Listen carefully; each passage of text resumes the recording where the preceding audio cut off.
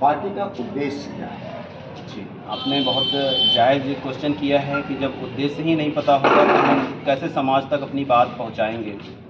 देखिए, एक तो मेरा मानना है कि समानता पर लोकतंत्र चलता है और कहीं ना कहीं से समानता के अधिकारों का हनन हो रहा है, जिस पर हम आवाज़ उठाना चाहेंगे। दूसरा यह है कि किसी भी देश की अर्थव्यवस्था विज्ञान तथा प्रौद्योगिकी पर निर्भर करती है। विज्ञान ने हमको पहले भी गुलाम बना रखा था, दोबारा फिर भी ऐसी साजिशें रची जा रही हैं कि हम विज्ञान के दृष्टिकोण से गुलाम बन सकते हैं। इसलिए जो भी हमारी समस्याएं क्रिएट हो रही हैं उसको हम वैज्ञानिक दृष्टिकोण से ही हल करना चाहेंगे। यदि हम विचारधाराओं की बात करें तो पार्टी के नाम से ही आपको पता चल रहा होगा कि इसकी विचारधारा बहुआयामवादी है। तो इसमें किसी भी प्रकार की जातिवादी, धर्मवादी, परिवारवादी, क्षेत्रवादी की कोई गुंजाइश नहीं है, जैसा कि आपके समक्ष हमने पदाधिकारियों का विवरण किया। उद्देश्य की बात करें तो हर एक इंसान को समानता का, न्याय का, शिक्षा का, बराबरी का और समस्याएं जो हैं उसका वैज्ञानिक दृष्टिकोण से समाधान होना चाहिए। आज स्थिति यह है कि गरीब और भी गरीब की तरफ बढ़ रहा है। अमीर भवन पे भवन, बिल्डिंगों पर बिल्डिंग बना रहे हैं और नेताओं का हाल यह है कि उनके अनाज के बोरों में, घर के बिस्तर में बड़ी सी बड़ी गड्डियां निकल रही हैं। आखिर यह कमाई किसकी है? तीसरा बात यह है कि आज विभिन्न प्रकार की सरकारें पॉलिसी बना रही, क्रेडिट कार्ड से संबंधित, लोन से संबंधित। मेरा प्रश्न है वो पैसा कहाँ से आ रहा है जो बैंकें बांट रही हैं?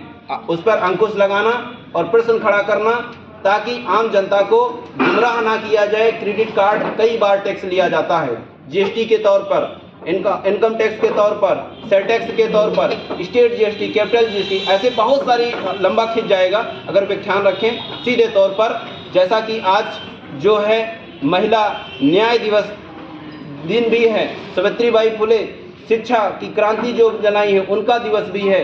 इस समारोह पर इसी तर्ज पर शिक्षा, तकनीकी, अनुसंधान के क्षेत्र पर हम लोग पहले से बेहतर कार्य करते चले आए हैं। भविष्य में भी जनपद लखीमपुर खीरी को राजा लोने सिंह विश्वविद्यालय देकर शिक्षा की एक नई अलख जलाने का काम करेंगे और तमाम सारे वो गवर्नर रैंक के पदाधिकारी, आईजी, डीआईजी रैंक के पदाधिकारी का लखीमपुर में आना जाना सुनिश्चित करेंगे ताकि इधर की जो माहौल है वो पॉजिटिव वे में परिवर्तित हो। आप लोगों का बहुत धन्यवाद। आप हम चाहेंगे कि व्याख्या करें। हर झंडे की अपनी एक पहचान होती है, उसमें भी आपका लोगो नहीं आया है। जी, निश्चित तौर पर हम आपकी बात से 100% सहमत हैं। अभी हमारा गठन हो रहा है, आधिकारिक तौर पर पंजीकरण नहीं हुआ है। जब तक पंजीकरण नहीं होता तब तक चुनाव आयोग की तरफ से किसी प्रकार का कोई सिंबल आप अपनी अतिरिक्त नहीं ले सकते हैं। जब हमको हमारी मांग के हिसाब से चुनाव आयोग सिंबल अलॉट कर देगा, इस झंडे के बीच में जो आ रहा है स्पेस हरे रंग में, उसके अंदर एक गोल सर्किल हो जाएगा।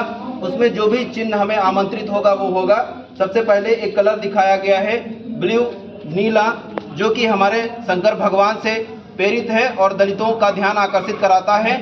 मेरा कोई किसी समाज से या धर्म से रंग को जोड़ने का मकसद नहीं।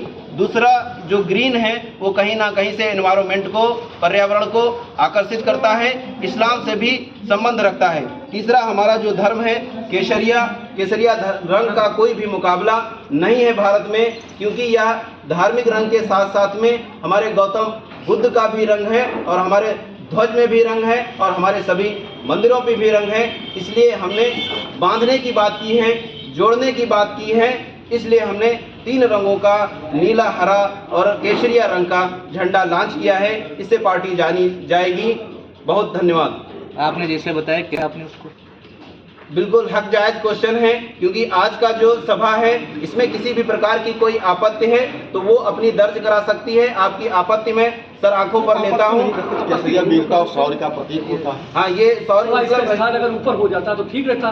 कोई दिक्कत नहीं, इसको हम लोग ऊपर कर देंगे, ऐसा कोई दिक्कत नहीं। अभी सर्वसम्मति बाकी है, पदाधिकारियों की सहमति बाकी है, इसको ऊपर निश्चित तौर पर कर दिया जाएगा।